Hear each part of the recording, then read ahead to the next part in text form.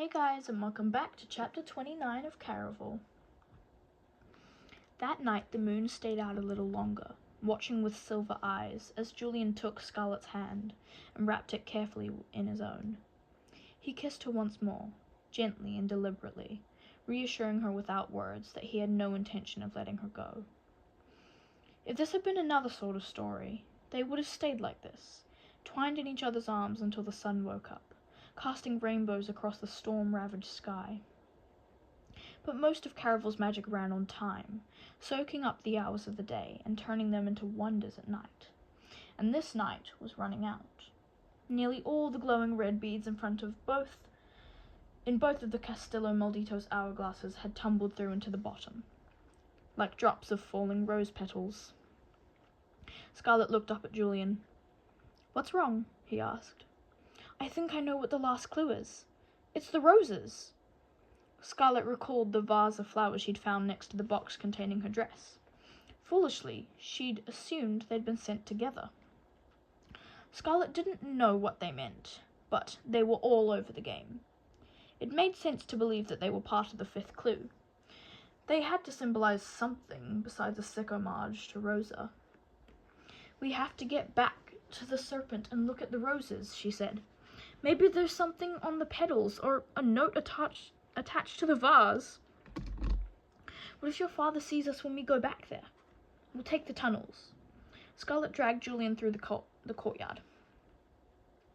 It was already chilly out, but the air felt even colder when they reached the abandoned garden. Skeletal plants surrounded them, while the dreary fountain in the center dripped a melancholy siren song. "I don't know about this," Julian said. "Since when did you become the nervous one?" Scarlet teased, though she felt ochre shades of uneasy as well, and she knew it wasn't from the garden's enchantment. She'd just made a huge error by going to the haberdashery, and she wasn't eager to make another mistake. But Iko had been right when she'd said some things were worth the pursuit regardless of the cost.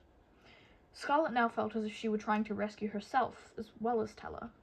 She'd not given much thought to this year's prize, the wish, but she was thinking about it now. If Scarlet did win the game, maybe she really could save them both. Scarlet removed her hand from Julian's and pressed against the Caraval symbol embedded inside the fountain. Just as before, the water drained and the basin transformed into a set of winding stairs. "Come on," she waved him forward. "The sun will be up any minute." Scarlet could already picture it, bursting through the darkness, ushering in the dawn of the day she'd originally intended to leave. And for the first time, despite all that happened, she was glad she'd remained, because now she was determined to win the game and sail away with more than just her sister. Scarlet reached for Julian's hand again as she stepped onto the stairs. "Why does it seem as if you're always trying to leave the moment I show up?" Governor Dragna appeared at the other end of the neglected garden, followed by the Count, whose dark hair dripped water in his eye. No longer did he appear excited by this challenge. Scarlet yanked Julian down the damp steps to the tunnel entrance, gripping his hand as her father and the Count gave chase. She didn't dare look behind her, but she could hear their pursuit, the thunder of their boots and the shaking of the ground, the pounding of her own heart as she spiraled down the stairs. "Julian, you need to go ahead of me. Find the lever to shut the tunnel before—" Scarlet broke off as her father and the Count reached the stairs. Their shadows stretched out into the golden light, clawing at her from afar. It was too late to keep them out of the tunnels now. But Scarlet and Julian were almost at the bottom of the steps. Scarlet could see the tunnels went off in 3 different directions, one lit by gold, one almost pitch black, and the other illuminated by silver blue. Ripping her arm free from his protective grasp, she pushed Julian toward the darkest tunnel. "We need to split up, and you need to hide." "No!" He reached for her. Scarlet danced back. "You don't understand. After tonight, my father will kill you."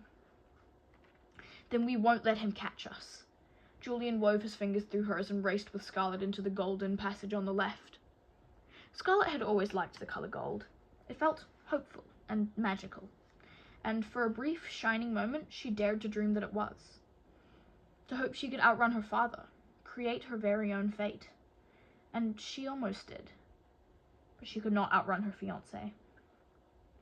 Scarlet felt his gloved hand band around her arm, A moment later, her head snapped back, every piece of her scalp on fire as her father's fists took hold of her hair. She screamed as both men tore her away from Julian. "Let her go!" Julian shouted. "Don't take another step, or this whole thing will get worse." Governor Dragna wrapped one hand around Scarlet's throat as he continued pulling her hair. Scarlet bit back her yelp, a pained tear rolling down one cheek. From the twisted angle of her neck, she could not see her father, but she could only imagine the sick look on his face. This would only get worse. "Julian," Scarlet pled, "please get out of here. I'm not leaving you. Not another step." Governor Dragna repeated. "Remember the last time we played this game? Do something I don't like, and my darling daughter pays." Julian froze. "Much better, but just so you don't forget again." Governor Dragna released Scarlet and punched her in the stomach. Scarlet fell to her knees as the air left her lungs. Her vision blanked as she hit the dirt. She could only feel the pain, the echo of her father's fists, and the dirt she'd fallen into staining her hands as she struggled to stand back up. Around her, voices bounced off the walls. Angry ones and frightened ones, and when she stood, the world had changed. "Is that really necessary? Touch her again and I will—" "I think you missed the point of my demonstration." One by one, she matched the words with the men as she took in the new scene. The Count's well-groomed expression had shifted to something cloudy and uncertain as he helped Scarlet stand. Across from them, too far out of her reach, her father stood with a knife to Julian's throat. "He just won't stay away from you," said Governor Dragna. "Father, stop this," Scarlet rasped. "I'm sorry I ran away. You have me. Just let him go." "But if I let him go, how do I know you'll behave?" "I agree with your daughter," said the Count, his arm now curling around her, almost protectively. "I think this is going a little too far." "Then I'm not going to kill him." Governor Dragna's eyes crinkled at the edges as if they were all being unreasonable. "I'm only giving my daughter a little extra incentive not to run away again." A slick, mud-colored feeling coated Scarlet's insides as her father adjusted the knife. She thought nothing could be as painful as watching him hit Tella, but the blade, so close to Julian's face, created a whole new world of terror. "Please, father!" She trembled and shook with every word. "I promise I'll never disobey you again." "I've already heard that worthless vow, but after this, I think you'll finally keep it." Governor Dragna licked the corner of his lips as he flicked his wrist. "Don't!" The Count clamped a gloved hand over Scarlet's mouth, muffling her screams as her father slashed his dagger across Julian's beautiful face. From his jaw, across his cheek, all the way up to below his eye. Julian sucked in a cry of pain as Scarlet fought to reach him, but she was powerless to do more than kick, and she feared her father would do more damage to Julian than he already had. She'd probably shown too much emotion as it is. Scarlet waited for Julian to fight back, to grab the knife, to run away. She remembered his rows of sharply defined brown muscles. She imagined, even bleeding and injured, he could overpower her father. But for a boy who had started out so selfish, he now seemed determined to keep his ridiculous word and stay with her. He stood stoically as a wounded statue, while Scarlet crumbled inside. "Now, I think we're done," said her father. "You know," Julian turned to the Count, speaking through a bloody smile, "it's pathetic when you have to torture a man just to get a woman to be with you. Maybe I was wrong about being finished here." Governor Dragna lifted his knife once more. Scarlet tried to break free from the Count, but his arms stayed bound around her chest, cutting into her like ropes. "You're not making this any better," the Count hissed. Then, louder, to her father, in a tone that sounded bored, "I don't think that's necessary. He's just trying to get a rise out of us." The Count smirked as if he couldn't have cared less about Julian's words, yet Scarlet could feel the quickening of his breath and the heat of his heart and the heat of his rapid breath against her neck, even as he added, And for the saint's sake, give the man a handkerchief. He's dripping blood everywhere. The governor tossed Julian a tiny square of cloth, but it was barely enough to soak up the blood. Scarlet could see the droplets fall to the ground as their grim party began trudging forward. The entire journey back to the Serpent, Scarlet tried to think of ways to escape. Despite his wound, Julian was still strong. Scarlet imagined he could have easily run away, or at least tried to fight back. But he marched silently by her father's side while the Count clutched Scarlet's limp hand. "It's going to be all right," the Count whispered. Scarlet wondered what type of delusional world he must live in to think such a thing. She almost hoped they'd find a dead body again, giving her the chance to break away.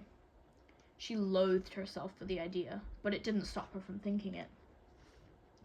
When they emerged from the tunnel into Tella's raised room, the Count made an effort to dust off his coat, while Scarlet debated the benefits of running.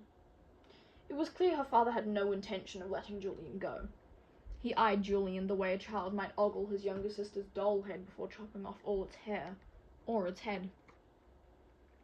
"I'll release him tomorrow, at the end of the night, after you've behaved yourself." Governor Dragna wrapped an arm around Julian's shoulder, while the cloth held to Julian's cheek continued dripping blood. "But, Father, he needs medical attention!" "Crimson, don't worry about me," Julian said. Obviously, he didn't know how much worse this could get. Scarlet tried a final time. She could see no way out of this for her, but maybe it wouldn't be too late for Julian. If he got away, he could still save Tella, too. "Please, Father, I will do whatever you wish, but you have to let him go." Governor Dragna grinned. This was exactly what he wanted to hear.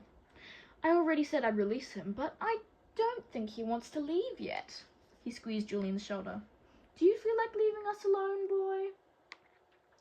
Scarlet tried to meet Julian's eyes, tried to beg him to leave with a look, but he was being more stubborn than ever. Scarlet wished he'd turned back into the careless young man she'd met on Trista. His selflessness would accomplish nothing here unless he had a death wish. It seemed it was up to her to find a way to end this. "I've got nowhere else I need to be," Julian said. "Are we all going to go upstairs now, or do you have a plan to sleep in here?" "Oh, we're not sleeping together. At least, not all of us." Governor Dragna winked, and a tremor went through Scarlet. He was looking at her with the type of expression that might have lit another person's face he was looking at her with the type of expression that might have lit up another person's face before bestowing a gift. But Governor Dragna's presence was never pleasant. "Count D'Arcy and I have been sharing a suite, but it's too cramped for 4 people. So the sailor will stay with me in there, and Scarlet..." Governor Dragna drew his words out in slow, unmistakable syllables.